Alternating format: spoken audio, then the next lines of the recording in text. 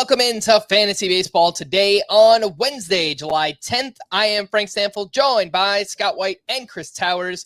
Today on the show, I've got some buy or sell questions. Speaking of which, what do we do with Carlos Rodon and Bobby Miller? It feels like we have the same question every week.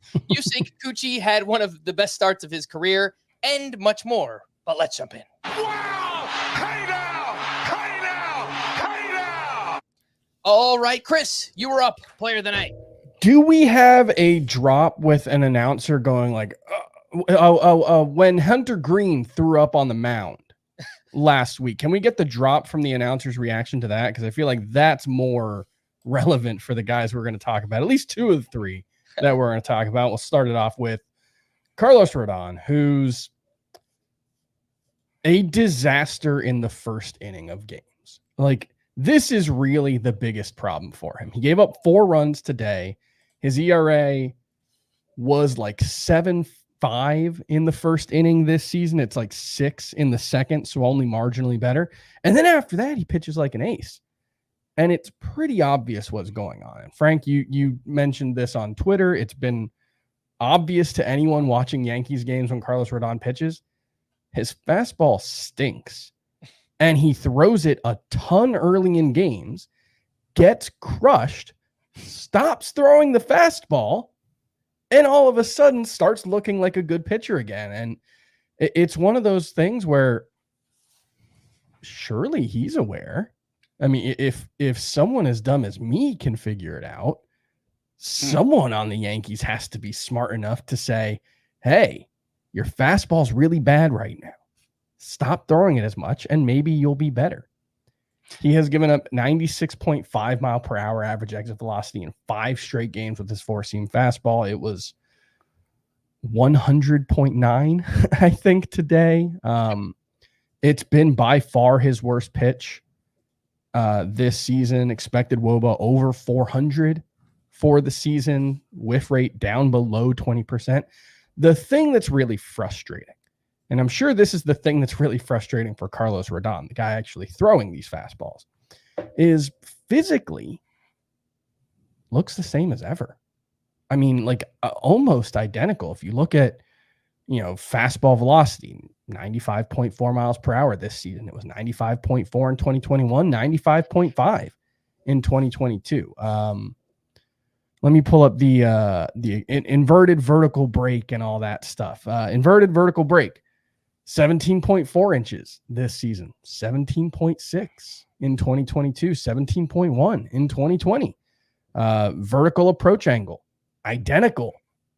And that was true last year is the problem. And so for whatever reason, while the physical characteristics of Carlos Rodon's fastball look as good as they did in 2021 and 2022, and even if you look at the, zone profiles and stuff, it doesn't look that different.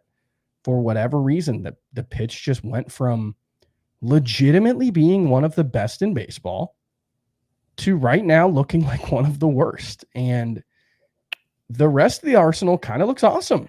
He got a career high 9 whiffs with the changeup today. The slider whiff rate's still right around 40%. Curveball whiff rate up to 33% with very good results on balls in play across the board. It's just the fastball. And I don't have a good explanation for it. Maybe he'll figure it out and get better. But right now, I think there are 2 things. One, he needs to stop using the fastball as much. It's 50% usage this season. That's actually lower than it's been ever before, but still too much. And 2, there's no way you can start him against the Orioles this weekend. Like this is a guy who has to prove his way back into your lineup after the last 5 starts. Yeah, I mean, to the extent you can change, obviously, if you're in a weekly league, if you're in pitcher, he wasn't the most advisable in the rankings, but I think I had him slotted in for the for points leagues anyway for this 2-start week. To your point about him, okay, maybe he should just use his fastball less. His one good start during this very bad 5-start stretch, he halved his fastball usage. It was actually the start just before this one. And his velocity was actually down in it, but he got good results throwing his fastball only about a quarter of the time. Let's see if I can. And even that one on that. The 3 Even runs that he one gave was up. less than a quality start. Well, right? yeah, but of the 3 runs he gave up, 2 were in the second inning. Yeah. He got 8 strikeouts and 5 in the third inning. So I'm kind of stretching the definition of good there, but it was the one reason for hope amid this bad 5-start stretch. And what's crazy about Carlos Rodon is he's still getting whiffs. He had 19 whiffs on 95 pitches in this start. And over the last 5 starts, he has 31 strikeouts over 23 innings. So I had this as part of a buy low segment later on. The question here with Rodon, Carlos Rodon has gone from the biggest sell high to the biggest buy low in fantasy. I wouldn't say the biggest buy low in fantasy. I would say Julio Rodriguez, although he did have 4 hits today and maybe slightly injured his calf. We're not 100% sure on that one. But there are a lot of good buy lows. I think you can make the case for Carlos Rodon as a buy low, but like this is one where I think it truly has to be a buy low. It would have to be like you're not valuing him as a top 50 starting pitcher. And I do rank him higher than that. I think we're on the verge. Well, like I unfortunately said in April and missed out on the gray May, I think we're on the verge of Carlos Rodon just getting dropped in standard size leagues. So it would have to be. Yeah, that's what I was thinking is that I'm getting questions. People are asking if I could drop him. So you might just be able to offer something on your bench for Carlos Rodon if he's getting ready to be dropped. Yeah, no, I like if I could turn Reynaldo Lopez into him, I would do that, but I would try to get more. Okay. But I would do that. But I do want to stress that, like, even though I do think Carlos Rodon is a buy low, I think there are going to be more bad days ahead. Like, I don't think that this is something where, yes, Carlos Rodon is a buy low because I think he's going to be a star moving forward, which is how I feel about Julio Rodriguez and Pablo. I have more confidence in Pablo Lopez certainly than Carlos Rodon. I'm expecting Carlos Rodon to be more of a number 4 starter for fantasy, like a 4-5, where you get good starts, you get a lot of strikeouts. There's going to be a lot of stinkers in there too. That's the ERA is not going to be great, I think. And that's why I just assume stick with somebody like Reynaldo Lopez, because I'm not sure the upside is worth betting on myself if I happen to think Reynaldo Lopez is a regression candidate. I think he is to a certain extent, maybe not to the same extent as you. To be fair, I'm just presenting these buy or sell scenarios. I do not believe that. I'm selling that. I would not be looking to buy low on Carlos Rodon right now. I would probably just stay away. And if I have him on my team, do not start him. I think if somebody dropped him, I'd pick him up, but that's the extent of the buy. I definitely would. Yeah. All right, Scott, over to you from one bad to another one. Another really bad. Really bad. Yeah. Bobby Miller, who's been pretty much nothing but bad since returning from that lengthy absence for shoulder inflammation. And it seems to just keep getting worse. So it was at Philadelphia in this one. Tough matchup, obviously. 9 runs on 10 hits in 4 innings. His fastball was down 1.2 miles per hour. His slider was down 2.9 miles per hour. The velocity has been down from the beginning and continues to trend down, actually. And given the nature of the injury, shoulder inflammation, okay, kind of vague, but shoulder issues are concerning and can impact velocity. And maybe that has something to do with it. For what it's worth, Bobby Miller, Dave Roberts deny it's a health issue. This was Bobby Miller's quote after the game. "I'm trying everything I can. Shoulder is strong right now, so it's probably just mechanics. It's a little bit of everything. I'm still trying to figure that out." So he didn't have concrete answers there. And I think I think that's something we just have to accept right now. I saw this tweet from Eno Saris about the way Bobby Miller's performing right now. "I don't know why Bobby Miller hasn't been better. It bothers me. He's got velo even now as it's down. Pitches have good shapes. He isn't a 2-pitch guy. The command is maybe not elite, but it's not below average. He's got pitches that fit each handedness. I still think he'll be good." So this is like one of the best baseball analysts alive. And I feel his pain in this, that by all the analytical indicators, everything should be fine for Bobby Miller. But there are way more variables than we even know how to account for, and that we'll ever know how to account for.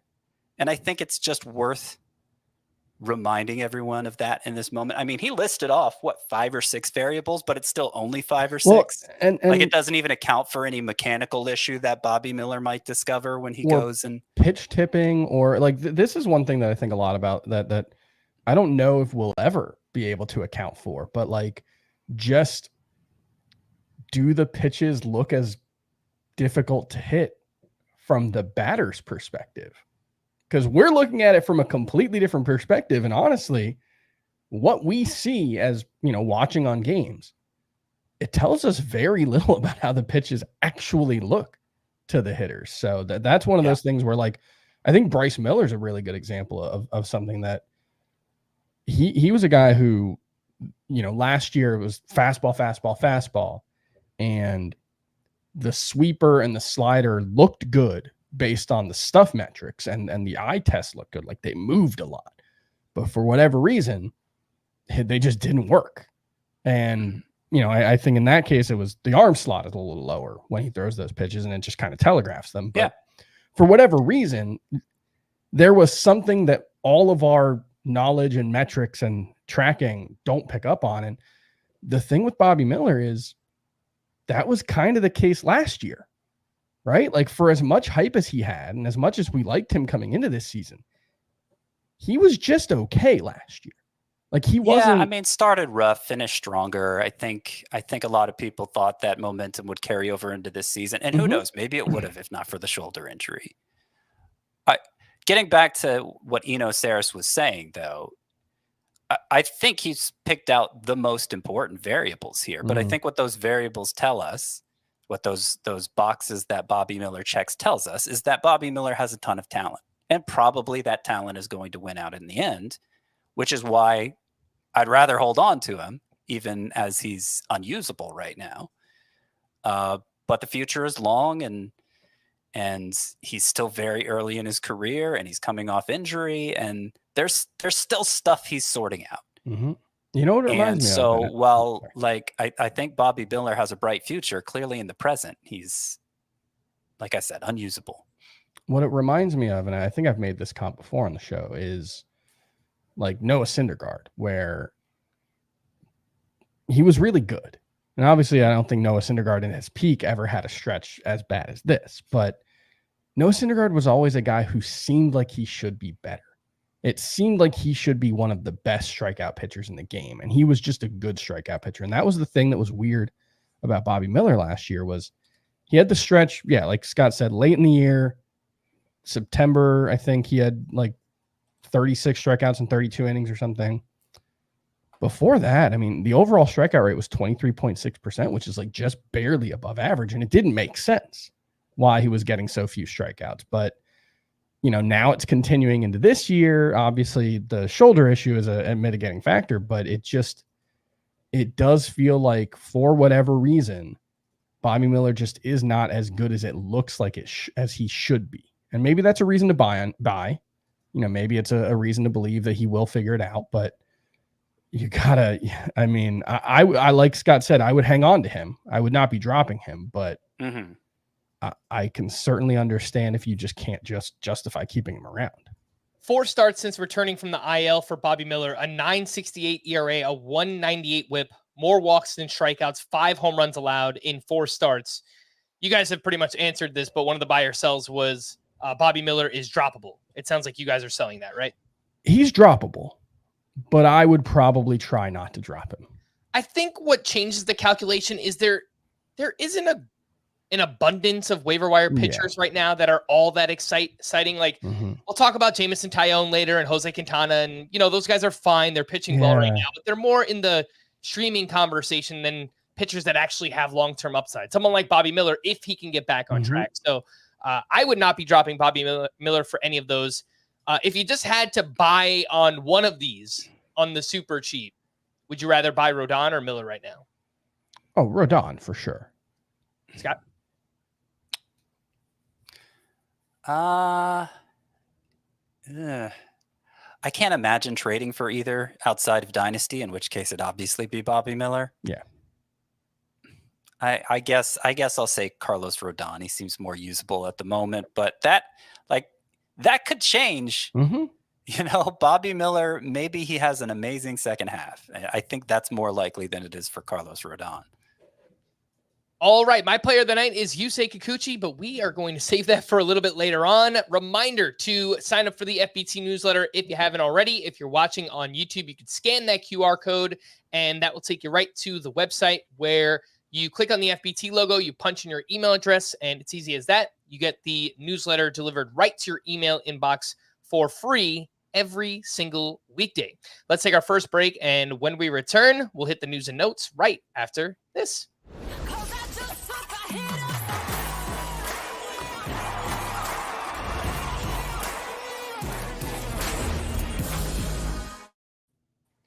Welcome back in the news and notes, and this one came out of nowhere. The Dodgers placed Tyler Glasnow on the 15-day IL due to lower back tightness, retroactive to July 6th. Apparently, his back flared up Sunday while playing catch, and if you want to play the conspiracy theorist, maybe the Dodgers just wanted to give him a little bit extra rest going into the All-Star break. That would not surprise me one bit.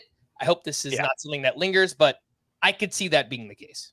That's what it sounds like to me, is like why I'm not doubting he has some discomfort in his back, but it's with the All-Star break coming up, why force the issue? Yeah, 15 days. If he returned after the minimum, it would be the third day after the break. So there's a chance that he just misses one turn through the rotation because of this. That we're speculating, but that's my guess, is that it's just very minor.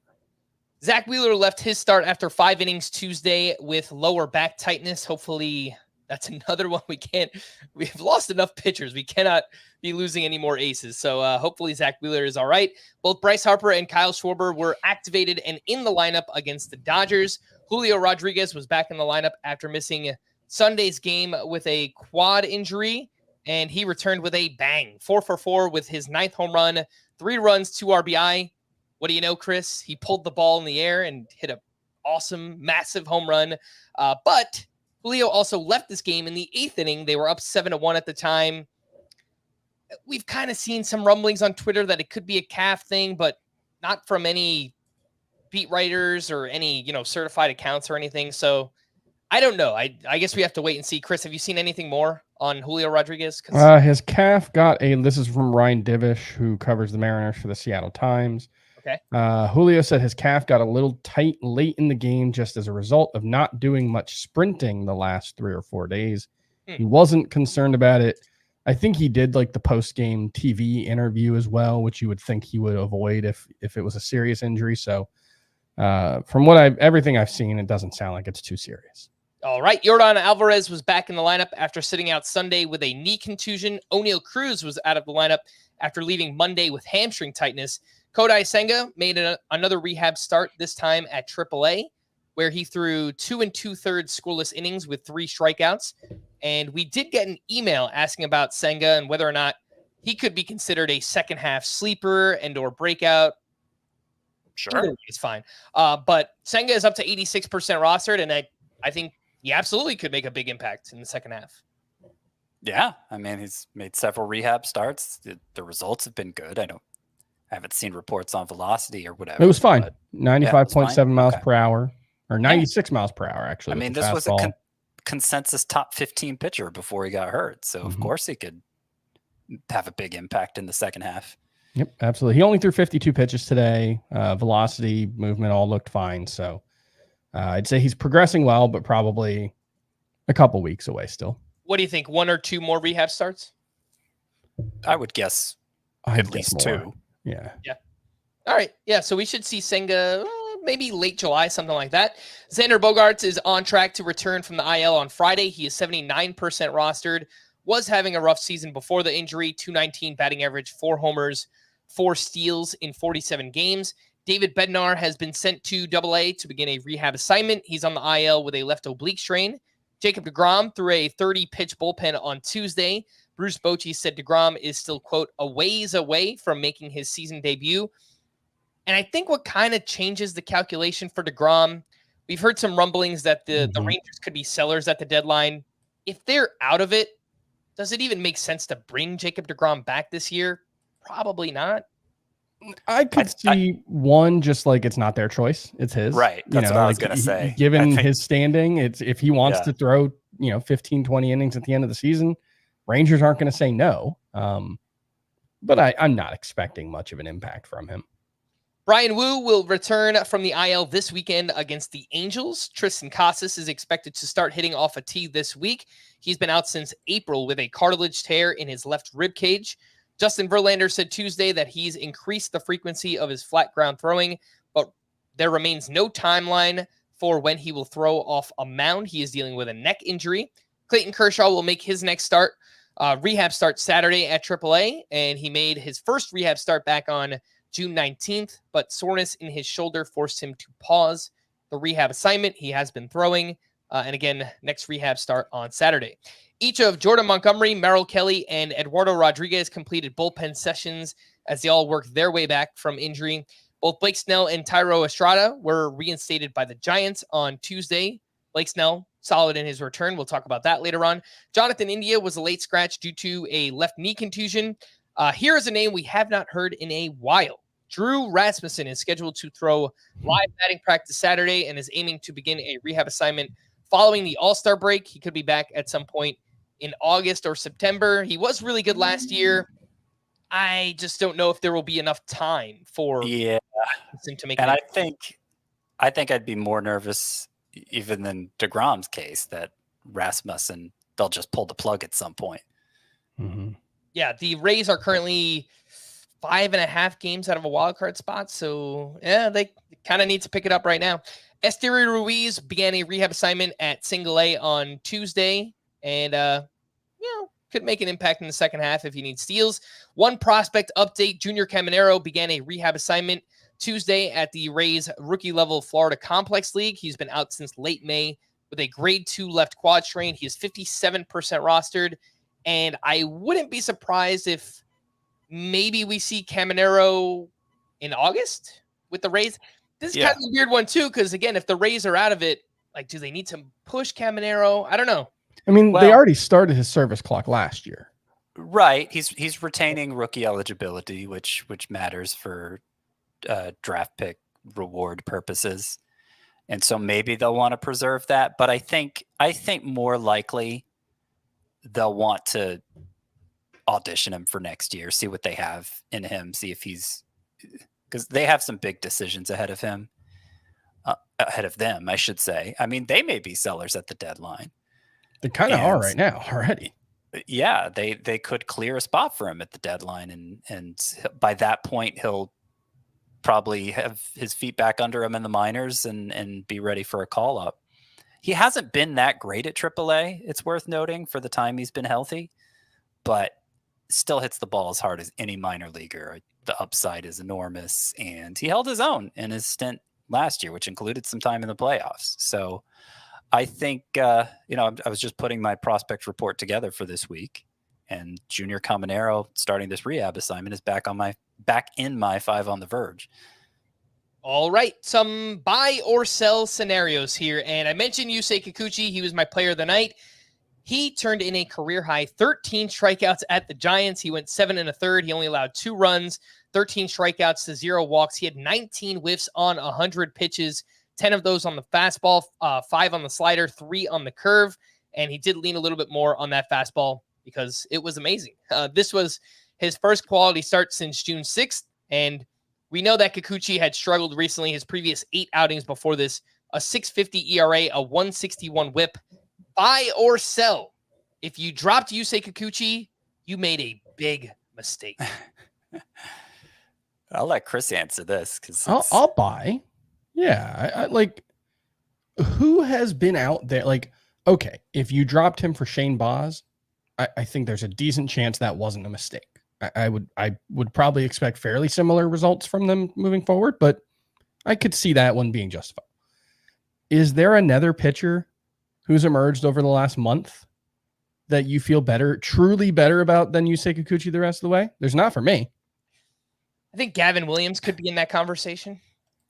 Maybe. I don't exactly feel great about Gavin Williams right now. Maybe.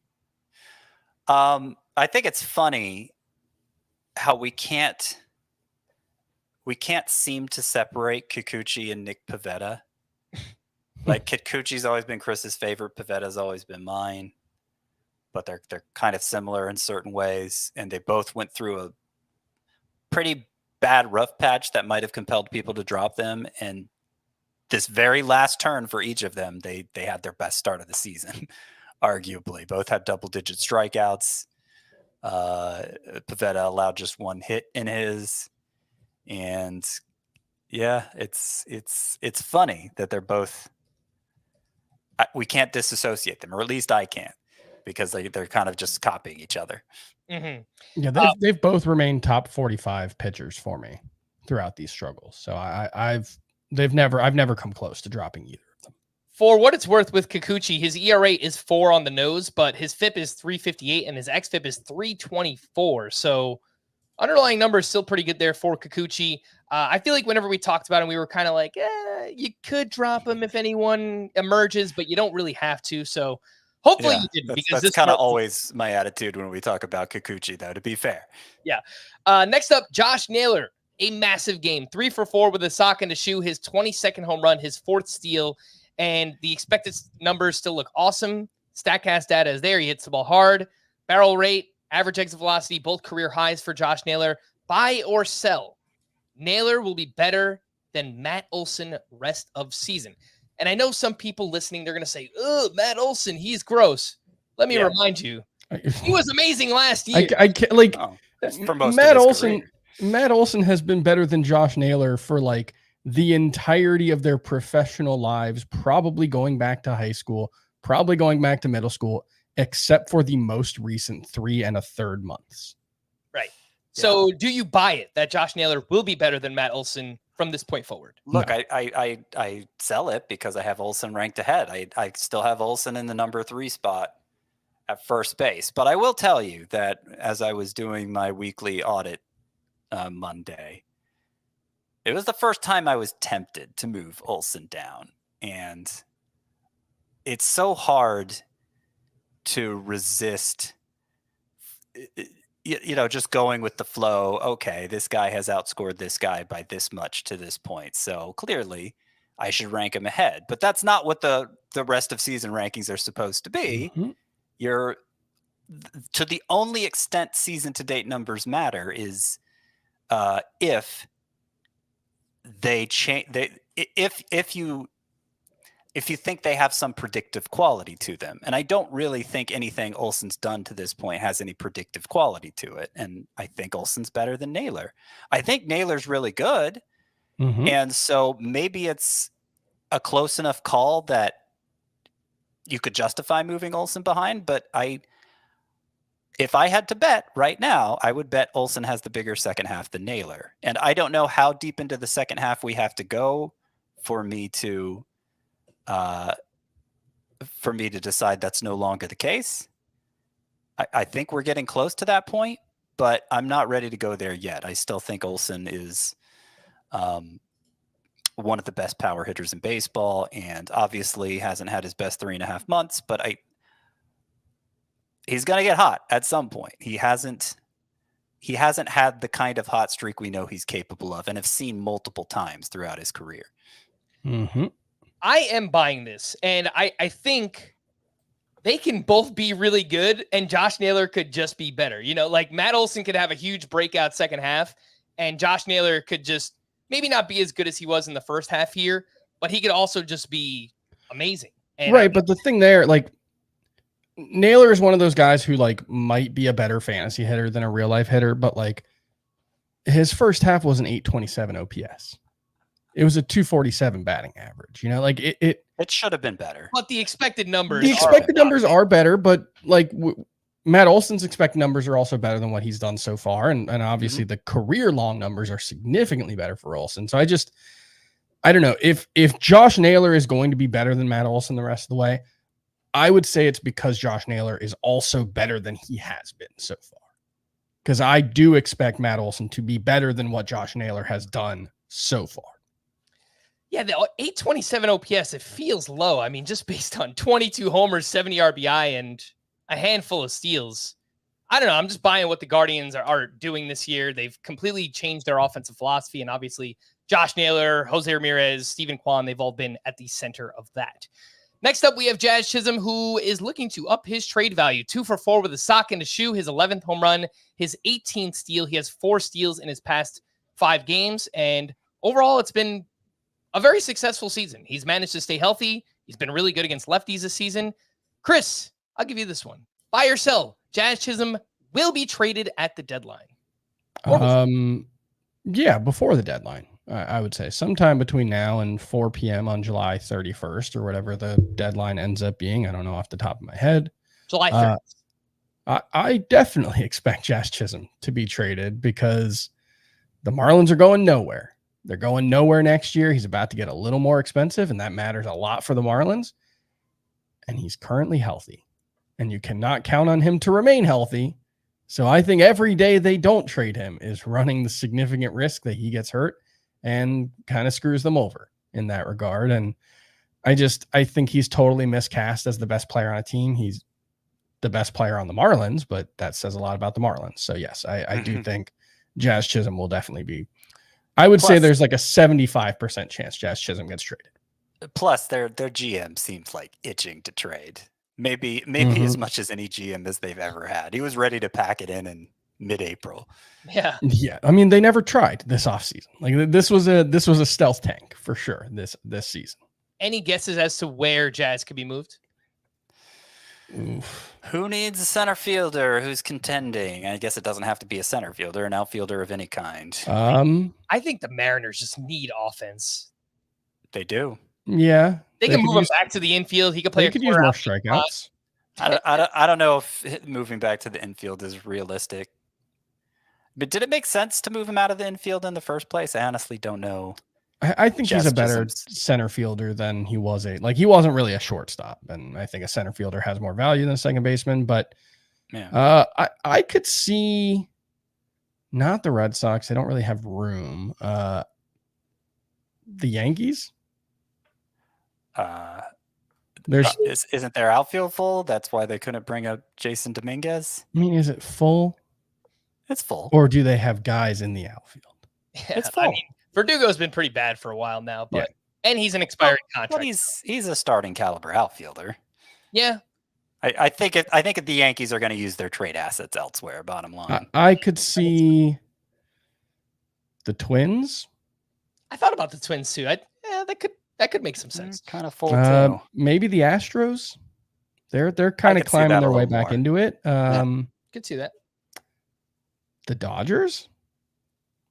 Oh, definitely. Dodgers could happen too. Yeah. I mean, they've tried a lot of different guys out there. Probably would be best for his value. Let's move on to another outfielder, Brenton Doyle. No cores, no problem. 3 for 4 with a double dong, 2 runs, 2 RBI. Last 11 games have been awesome for Brenton Doyle. 425 batting average, 7 homers, 13 RBI, 2 steals.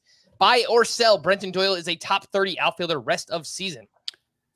I moved him up a lot in my rest of season rankings. I don't think he made it quite into the top 30, in part because we're assessing him coming off a monster week where he scored almost 50 fantasy points, and it's always dangerous to do that. There's still the awkwardness of his home away splits that makes me reluctant to overvalue.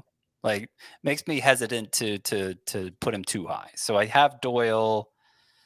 Where do I have him? 37th, top 40, but not top 30. Okay, so that seems reasonable. I haven't done my rankings update yet, but I would certainly say no in points. I could see him being a top 30 guy the rest of the way in Roto, but I'm probably not going to rank it that way. 10 days ago at the end of June, he had a 694 OPS. Now it's 780. The last 8 days or 9 days are carrying a lot of weight for Brenton Doyle. Before that, he was on pace for 14 homers, 39 steals, 92 runs, 55 RBI. That's decent production. That's starting caliber production in a 5 outfielder league, but it's not top 30 production. So I would sell this one. Entering Tuesday, Brenton Doyle was the 7th best outfielder in Roto, 17th in head-to-head points. So top 20 to what he's done so far. But yeah, I think I would have him just outside of the top 30 rest of season. But it has been an awesome breakout year for Brenton Doyle. Let's take our final break. And when we return, we will hit the waiver wire right after this.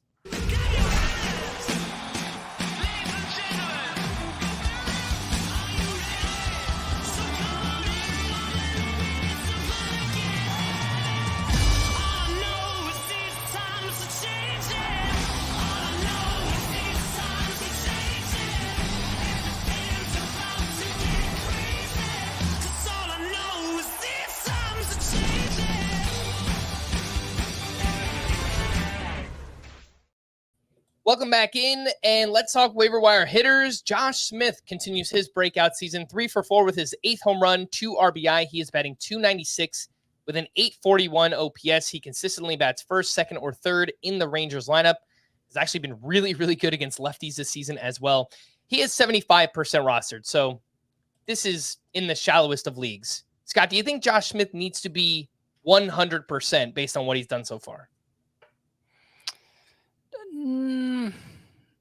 That 2.5 fantasy points per game is pretty rough. It feels like it should be higher, right? An .841 OPS. Yeah, but 78 combined runs and RBI, 8 home runs, 4 steals. Like it's just. He's kind of doing it in a Brendan Donovan kind of way, right? Yeah. I mean, to put that in perspective, Jackson Merrill is 2.56. Jazz Chisholm 2.68. It's not great, but it's usable. He's usable in points leagues. But does he need to be rostered in all of them? No. And I'd actually argue it's probably his better format, given that he's not a big home run or stolen base guy, has a lot of plate discipline. He's kind of Brendan Donovan-ish. Yeah. Is Josh Smith. So I think that 75% rate is about right. By the way, he was a sleeper hitter for this week. So delivering on that. Let's do a little this or that waiver wire edition. And Michael Busch stayed hot, 4 for 6 with his 12th home run. He has homered in back-to-back games. And also a sleeper hitter this week. Over his last, look at Scotty pat on the back right there. It's through 2 days. It's been a good week for the sleeper hitters. Not as good for the sleeper pitchers, though. We got a nice start from Jose Quintana. Yeah. But some other ones were roughed up today. We'll get to them, I'm sure. Last 8 games for Busch, 387 with 3 home runs. And Colt Keith, looks like things are slowing down for him. He's picked it up 2 for 5 with his 8th home run. And last 7 games for him, he is 12 for 29 with 4 homers and a stolen base. Chris, who would you rather have moving forward, Michael Busch or Colt Keith? I think it's probably Busch. He's been better overall. The quality of contact metrics are better. He's actually hitting 327 since the start of June, which I hadn't really noticed, although that's come with, I think this was his 5th home run in that stretch, or maybe 6th, and it's like a 35% strikeout rate, which is pretty concerning. But I would take him over Keith, although Keith was on my second half sleepers that I wrote about for CBSSports.com on Monday or Tuesday, whichever day that came out. So I do think his best days are ahead. And I think I still think like a 20 homer, 10 steal type of player is what Colt Keith can be the rest of the way. I think both of their best days are ahead. And I brought up the same point yesterday about Busch's strikeout rate, even while his production has been better. But I did notice this much more recently for Michael Busch, his last 5 games, just 1 strikeout in 5 games. And I've brought it up for Michael Busch before as somebody who followed his minor league career very closely. I was high on him from the time he first appeared in the Dodgers organization, have him in a bunch of dynasty leagues, tracked him very closely. I know it always took him a while to get up to speed at a new level, and then he would catch fire and look like the best hitter in the minor leagues. I'm not saying Michael Busch is ever going to be the best hitter in the major leagues, but I do think what he's doing now and so far in his rookie season, which hasn't been that bad by any stretch, But I think it could get better, and I think there's a chance it could happen in the second half. Somebody on Twitter asked me if they could drop Nolan Arenado for Michael Busch in a shallow league.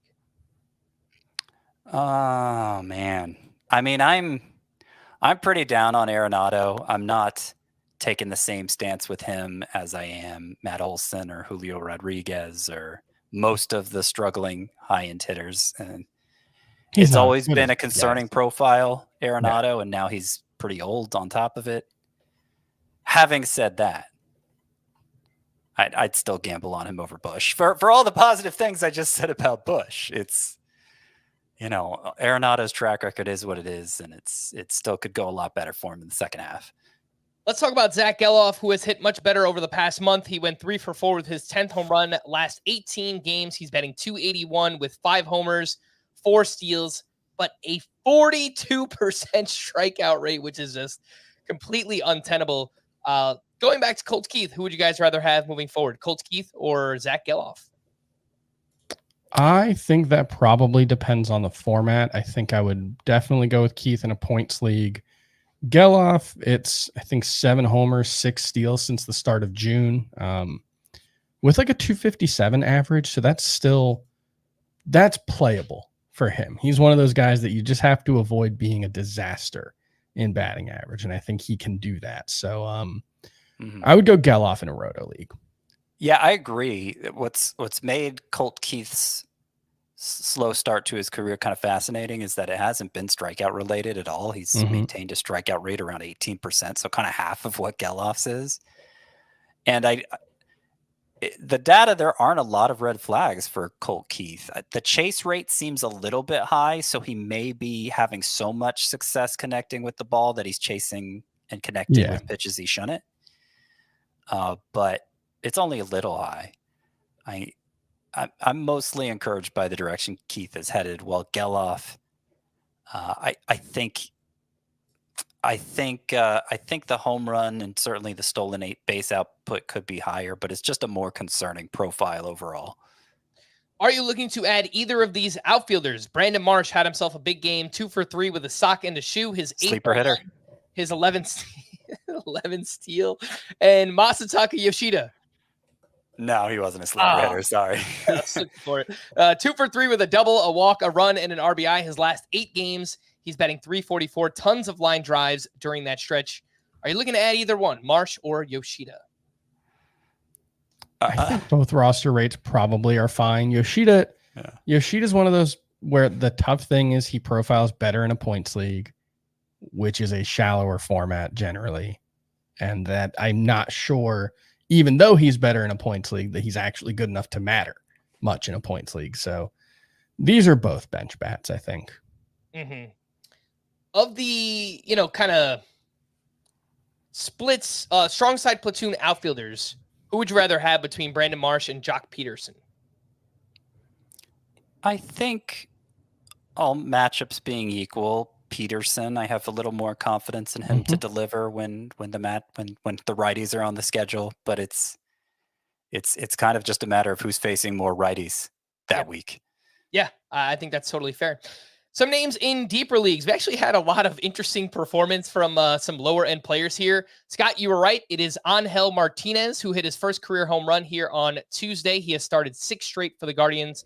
He has hit second in each of them. Lawrence Butler had himself a big game, 2 for 5 with a sock and a shoe. His 5th home run, his 5th steal. Jesus Sanchez is hitting for more power recently, 1 for 3 with his 10th homer. He has 6 home runs over his last 18 games. And StatCast data is actually awesome for Jesus Sanchez. Josh Palacios has homered in back-to-back games for the Pirates. Rowdy Tellez continues to hit, this time a revenge game against the Brewers. 2 for 4 with his 8th home run.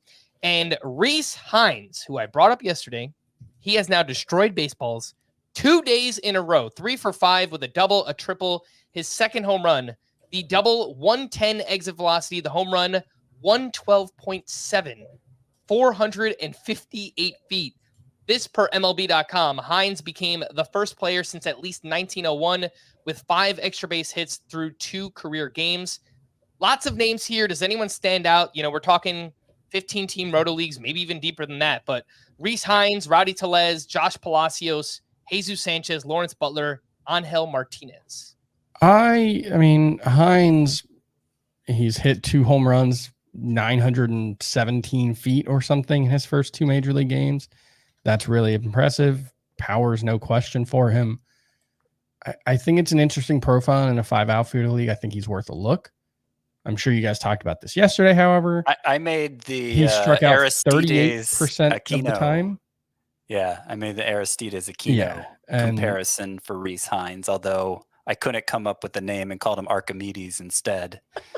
Yeah, slightly different name. But yeah, like I think the upside makes him look, because it might be the case that, like, I think he was like a 32% strikeout rate guy in AA, and he was like a low 800s OPS, if not better. So there's legitimate 30 plus homer raw power for sure. It's just a question of whether he can make even bad enough contact to matter. But there's also a little bit of athleticism here.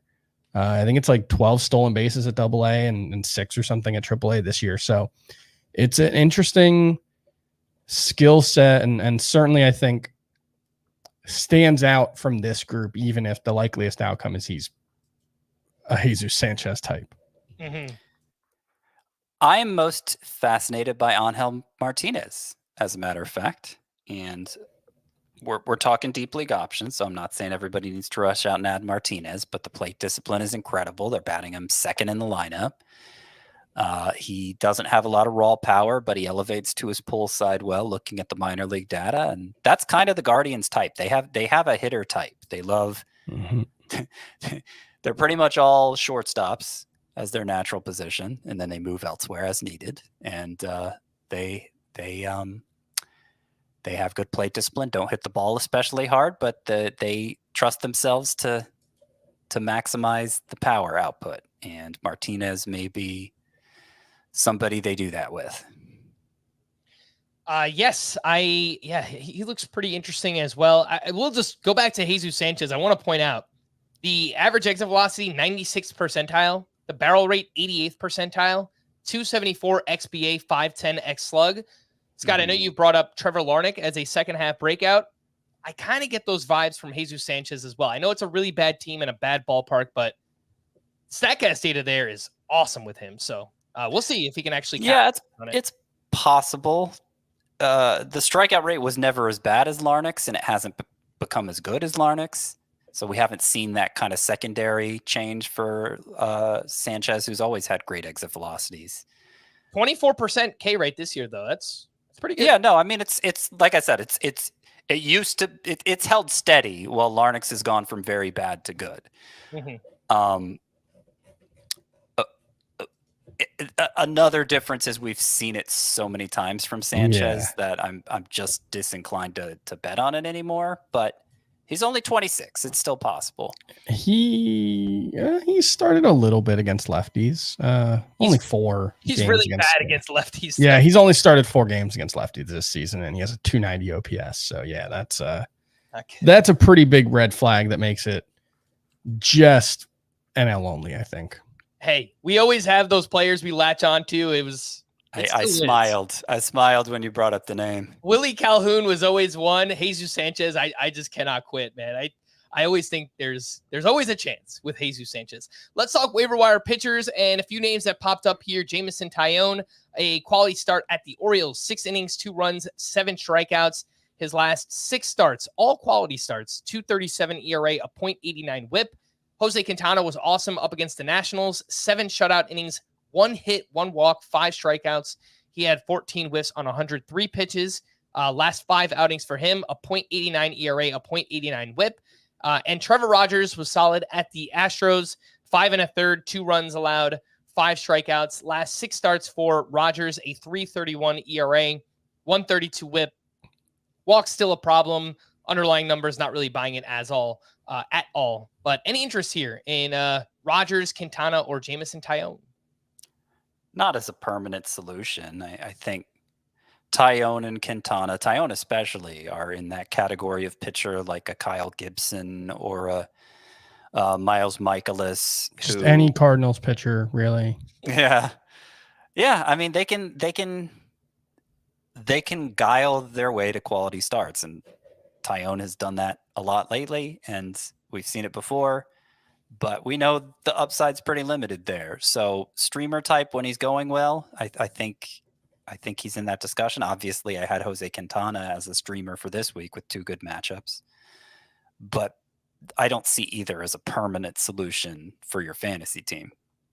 The only thing I'll add on Tyone is there is a chance his value goes up if he's traded, because there have been rumors about that. And, teams like the Orioles are going to be looking for pitching. I feel like the Dodgers are always looking for pitching. So if he goes to a team like that, I could see the value climbing a little bit more for someone like Jameson Taillon.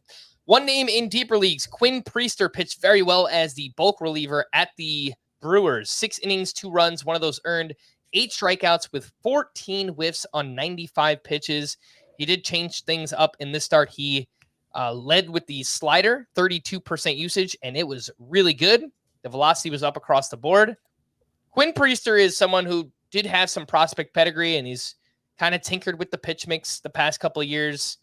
Could you see anything here, Chris, with Quinn Priester in deeper leagues? I don't see much. I think the fact that he changed his pitch mix up, led with the slider, and got 7 whiffs with it, that's a good sign. But, I mean, his strikeout rate for the season, I think it's like 14% or something. So, he's someone that... Better in the minors. He's someone really that I thought about writing about for the waiver wire for the newsletter, and I don't see him mattering outside of really deep leagues. All right. But yeah, I mean, I just highlight the ground ball rate, how high it is for Priester. That's more his game. If you can get any swing and miss at all, there's a chance, but it's a long shot. Let's get into the leftovers. Pitching part 1. Logan Gilbert turned in a strong start at the Padres. 7 2/3, 3 runs allowed with 7 strikeouts. Ronel Blanco, a great start up against the Marlins. 7 innings, 2 runs, 7 strikeouts there. And Chris Sale was solid, not at his best at the D-backs. They are really good against lefties. 5 1/3, 2 runs, 3 walks, 9 strikeouts. He had 12 whiffs on 100 pitches. Scott, anything that stood out from Sale, Blanco, and Logan Gilbert? I don't believe so. I mean, I think the one we're most uncertain about is Ronel Blanco. And I know he gave up some hard contact in this start. It continues to seem like it doesn't really matter. His velocity was down about 1.5 across the board. So maybe that's concerning as the innings begin to pick up for an inexperienced pitcher like him. He was facing the Marlins. That can mask some of those concerns. Ultimately, though, it's not enough for me to draw any actual conclusions. It was a good start for Ronel Blanco and what's been a good season so far.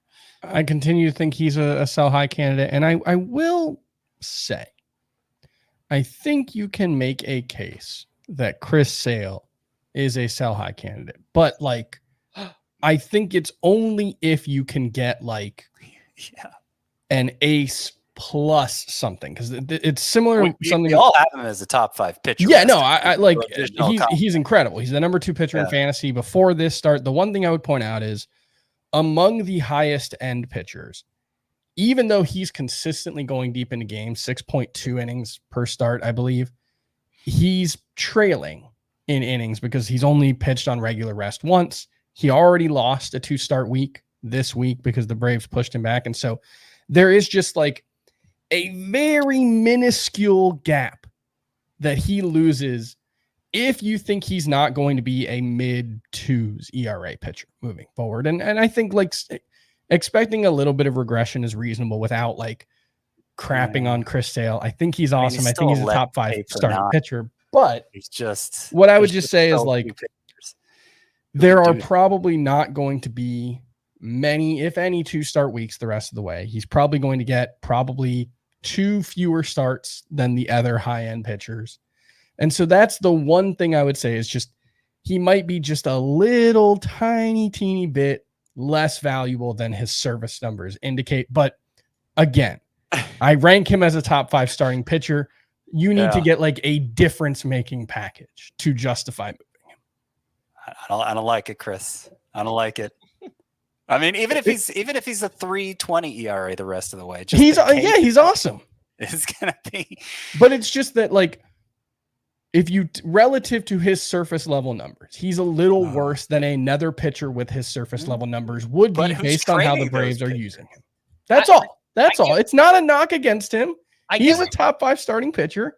What you're saying, Chris, makes total sense. I just think that with all the pitchers that we've lost, and we've pretty much said this all season long, just give me the really good bullets while they're there. And Chris Sale. Right. No, and I agree with that. I'm not saying you should trade Chris Sale because he's going to get hurt or because he's going to get worse. It's just if you can get something that values him at face value, I think the actual value is a little less valuable than the face value appears. That's all. I thought this was America. I thought we were allowed to speak our minds. I thought there was freedom of speech. I thought we believed in the First Amendment, but I'm being attacked for my opinions, and that's fine. I wanted to get my resistance in there because sometimes one of our opinions can speak for all of us, and I don't want to be on the record. I never said I spoke for anyone. I never said I spoke for anyone. No, that's fair.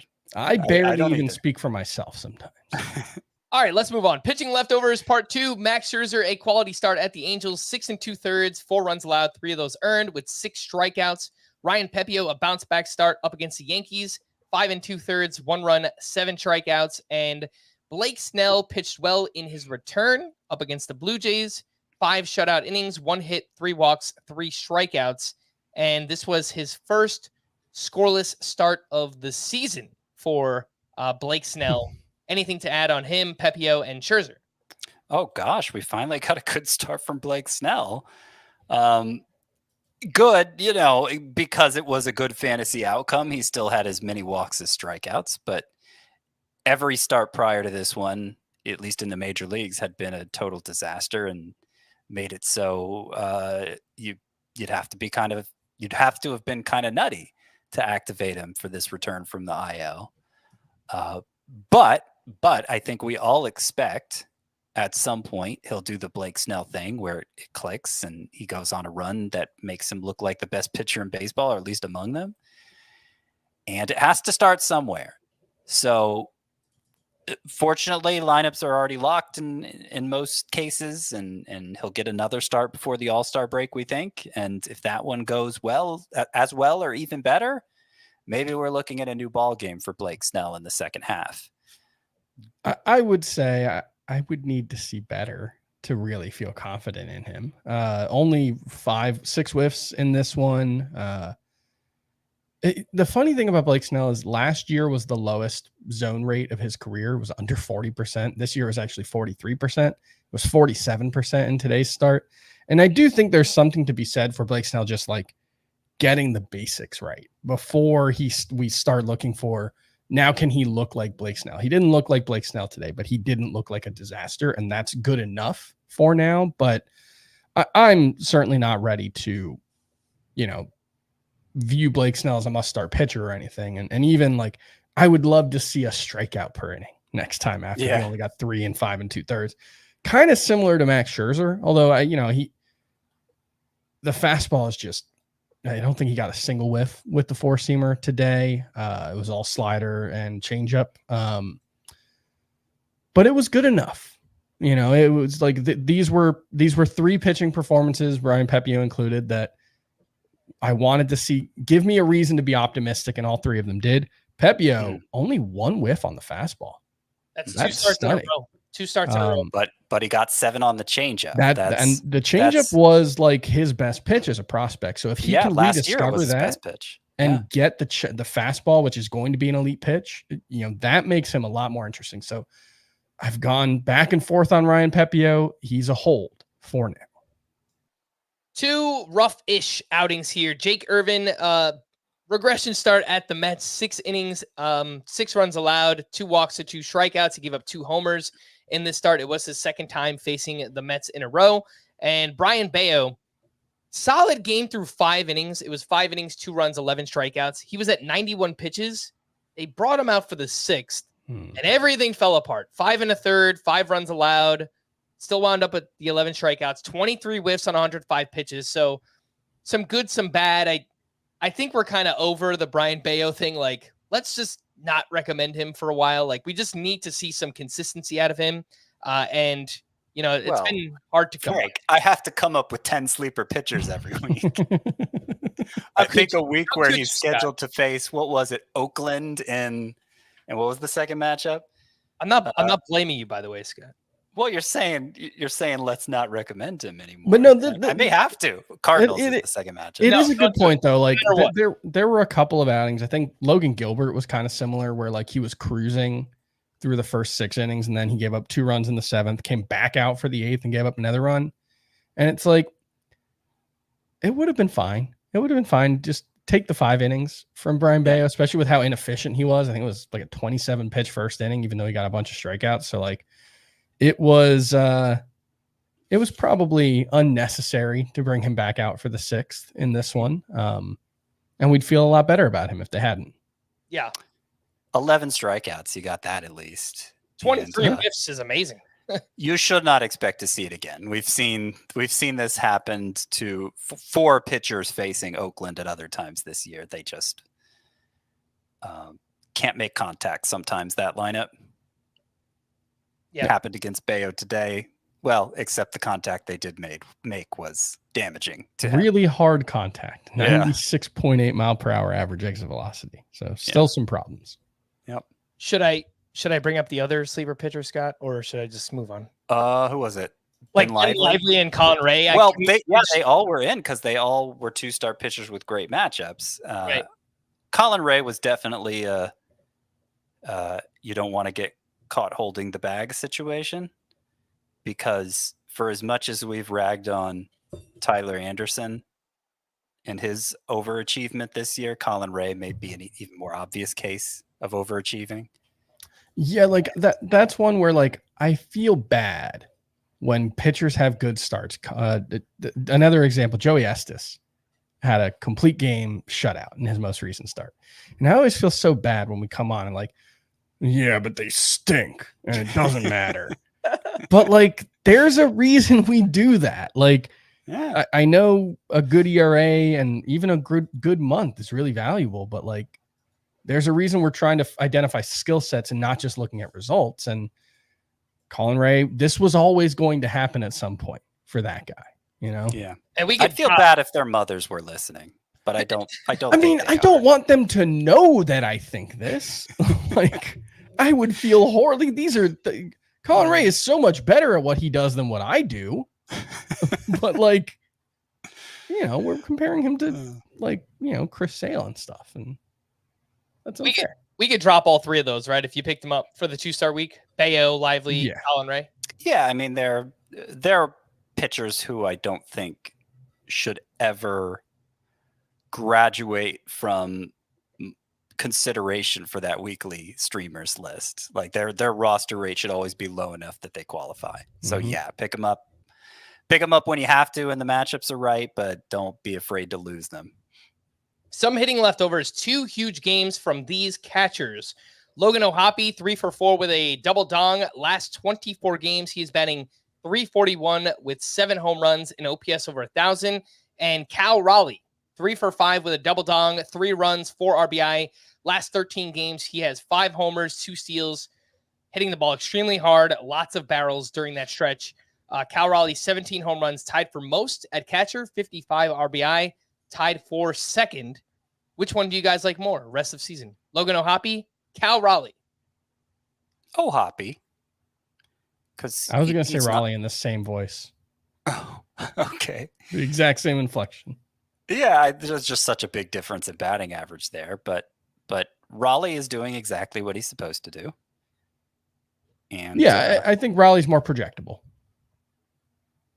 Yeah, fair enough. I'll take the upside of O'Hoppe, especially since he himself has 14 home runs, so it's not like it's just all speculative. I have Logan O'Hoppe just slightly ahead, but yeah, I think both are top 10 catchers rest of season. Some other hitting leftovers, Ian Happ has been awesome over the past month, 2 for 4 with his 14th home run. Jose Ramirez, just a massive game, 3 for 3 with 3 walks and 2 steals. He's up to 23 homers, 18 steals on the season. Trey Turner has been great since returning from the IL, 3 for 4 with his 8th home run. and 19 games since returning, 341 with 6 of those 8 homers. I saw some complaining that he made the All-Star game, and that's just silly. He's been so good this season. I know he missed time, but we're never going to look back at Trey Turner making the All-Star game this year and think it was a mistake, you know? Overall, it doesn't really matter in the grand scheme, but it feels like Elly De La Cruz should have been the starter. He should have gotten more votes. Cincinnati should have been stuffing the ballots like they used to. Who is the actual starter? Trey Turner. Oh, well. Yeah, Elly should have started. But Trey Turner's the better player.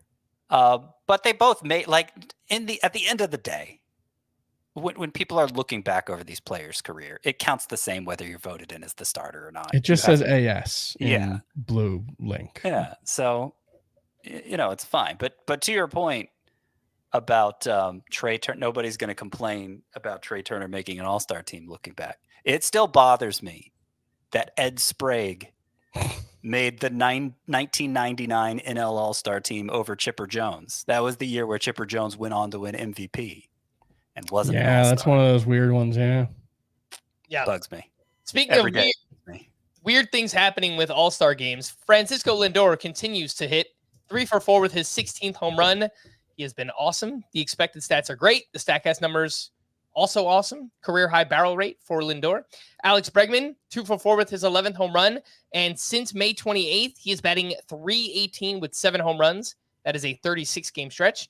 And Spencer Steer has really picked things up as well. 1 for 3 with 2 walks and his 14th homer. Over his last 22 games, he has 7 home runs during that stretch. Some bullpen updates for the Rays. Pete Fairbanks allowed a hit, but picked up his 15th save. For the Guardians, Emmanuel Clase got the 10th inning with a 2-run lead. He gave up 2 hits, 1 unearned run, but picked up his 28th save. For the Mets, Reed Garrett started the 9th inning with a 5-run lead. He recorded 2 outs, but gave up 3 runs. He was relieved by Edwin Diaz, who got the final out for his 9th save. And for the Astros, Josh Hader walked 1, but struck out 2 for his 16th save. For the Rangers, Kirby Yates allowed a hit, but struck out 2 for his 14th. And for the Blue Jays, Chad Green was unavailable. It was Trevor Richards who got the 9th inning with a 1-run lead. He gave up 2 runs on a walk and 2 hits. He took his second blown save and first loss of the season. I am relieved Kirby Yates is finally getting some saves because he has been among the most dominant closers this year, but you wouldn't know it by his save total. It's just been denied chances on that disappointing Rangers team, but it's finally happening, and that's the way saves go. Sometimes they tend to come in bunches. If he gets traded, do you think Jose Leclerc moves back into the closer role? Gosh, I didn't even consider that possibility, but you did mention the Rangers as possible sellers. I don't know. I'm going to put out a bullpen report on Thursday, and maybe I'll look into the Rangers options when I do that. All right, to stream or not to stream on Wednesday, some options. We have Drew Thorpe up against the Twins. Nope, Jameson Taillon pitched today. Reese Olson versus the Guardians. We have Carson Spires versus the Rockies in Cincinnati. There's Tobias Myers versus the Pirates. I think there were more added because there were so many rainouts on Tuesday. Alec Marsh. No, I mentioned him. Andre Palante versus the Royals. Anything else?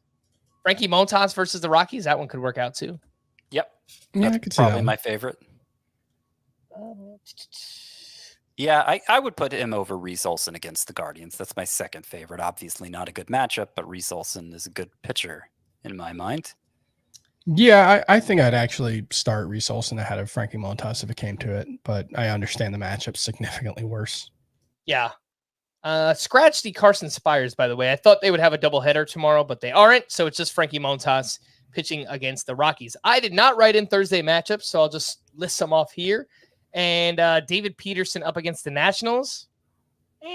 They're bad against lefties, which was part of the reason I recommended Jose Quintana against them, but that's hard to get excited about starting David Peterson. Aaron Savali versus the Pirates. Nah. Landon Knack at the Phillies. Ugh. I just don't think he's going to go 5 innings, even if he pitches well, or more than 5 innings, I guess. Yeah. Albert Suarez versus the Cubs. That's probably the best one so far for Thursday. And I assume Shane Baz is much too rostered after last week. Yeah. And one of our faves, Tyler Anderson, up against the Mariners. Yeah. I see it. There's a time to start Tyler Anderson. It's coming off his most dominant start against a team that strikes out like crazy. Yeah. So let's say Anderson versus the Mariners, Suarez versus the Cubs, and David Peterson, if you're desperate, up against the Nationals on Thursday. We are going to wrap there for Scott and Chris. I am Frank. Thanks as always for tuning in to Fantasy Baseball today. Please make sure to follow and leave a 5-star rating on Apple or Spotify. And we will be back again tomorrow. Bye-bye.